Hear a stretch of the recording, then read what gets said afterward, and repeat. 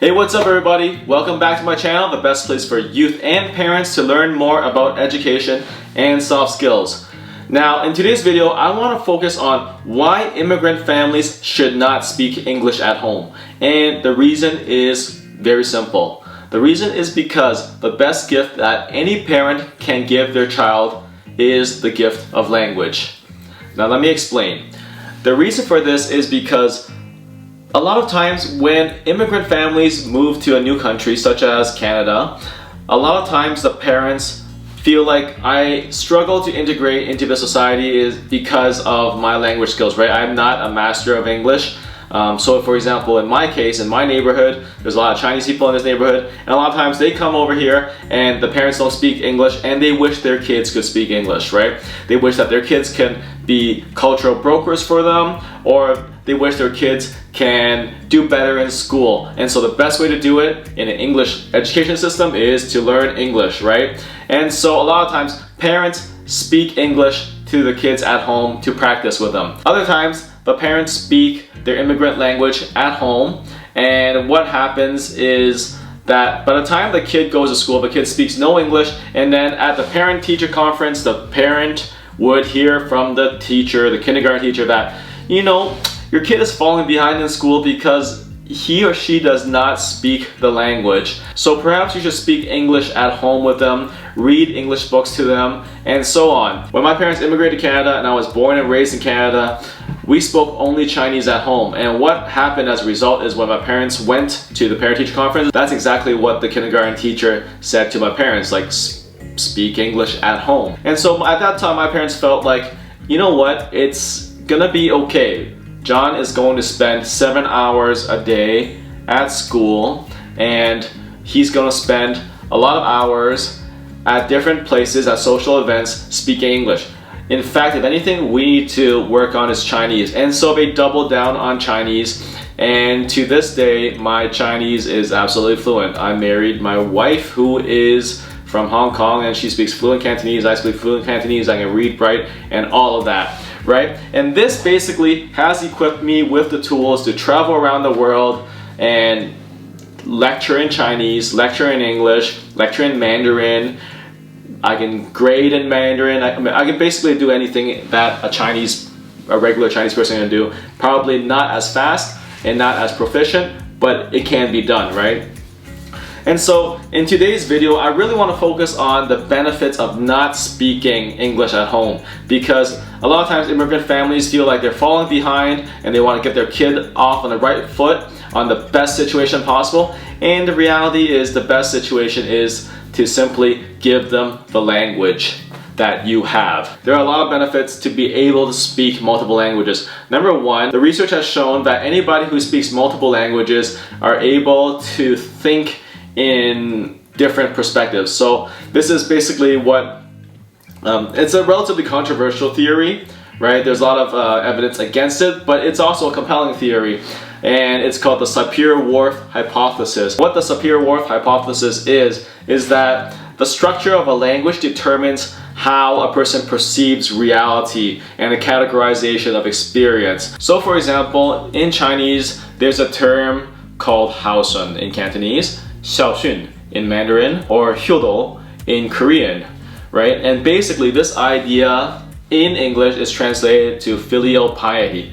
Now, most of you guys out there have no idea what filial piety is. You probably never even heard of the term, and that's totally okay, because filial piety is a term that's essentially made up in English to describe what's happening in Confucian heritage cultures. And essentially the idea behind filial piety is that some people say it's respect your parents, but it's much more than that. It's the social cultural obligation to respect your parents. So there's that whole other layer as well. I'm not saying there's not equivalencies or other things in other cultures. If you are in a Confucian heritage culture and you criticize someone by saying that they're not a filial son or daughter, that's pretty much like, you know, dissing them as you are a total failure as a human being, right?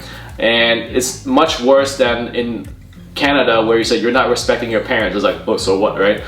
If you say that in a Confucian heritage culture like Korea, you'd be in pretty big trouble. That's a pretty heavy criticism, right?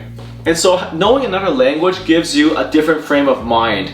And we all know that the world is getting smaller with globalization, right? And essentially, by equipping your child with another language, they become cultural brokers. They don't need to be a cultural broker in North America for you because you made it here as an immigrant and you can kind of figure your way out in North America.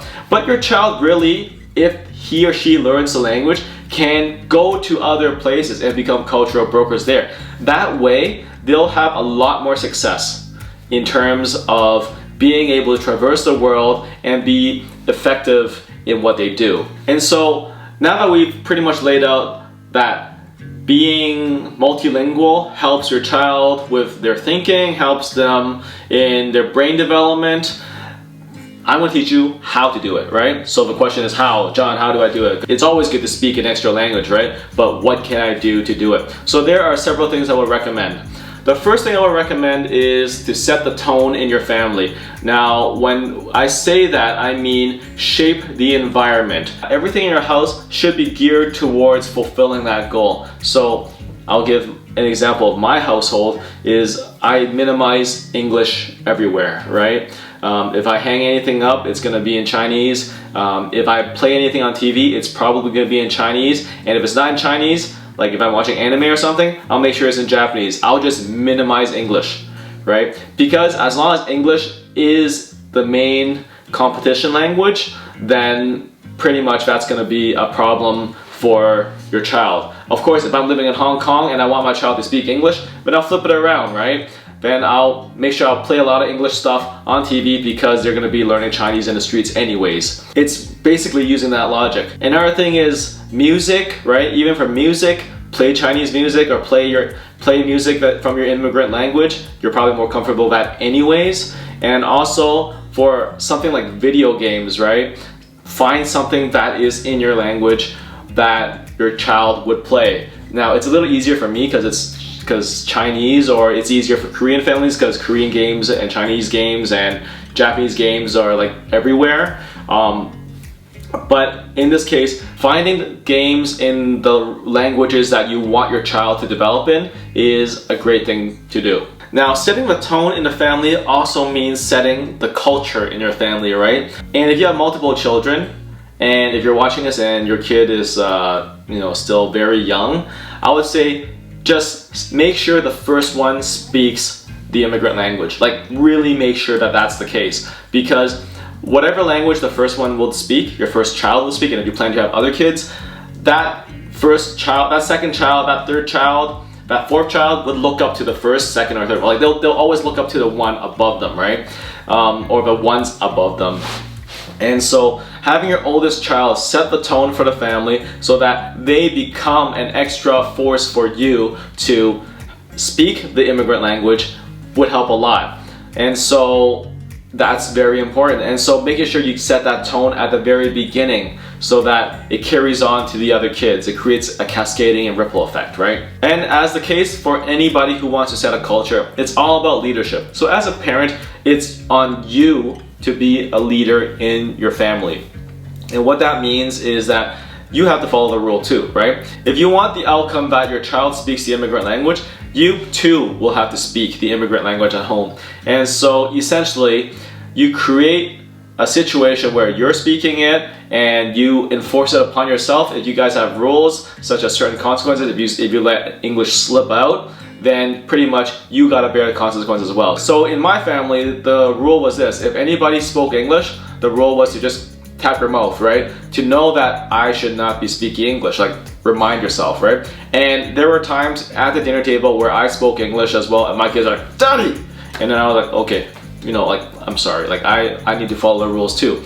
And so by setting the tone in the family and enforcing it with rules which you too have to follow, and so enforce the rule and be very consistent with it for your kid and also for you, your partner, for everyone in the household.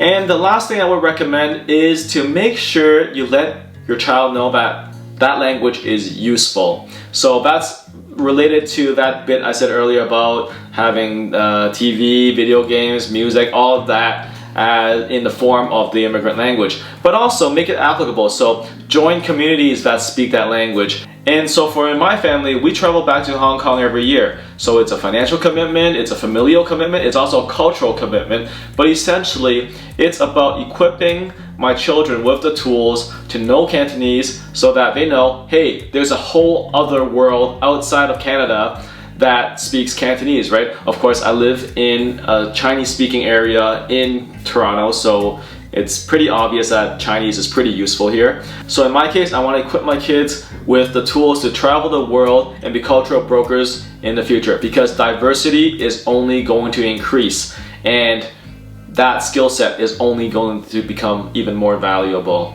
So this video is mainly for parents who are already doing this or are about to have children or have really young children, right? If your kids are a little older, then you can still do a lot of these things that I'm talking about right now, but you have to coach them through the process. You have to explain to them why this is important.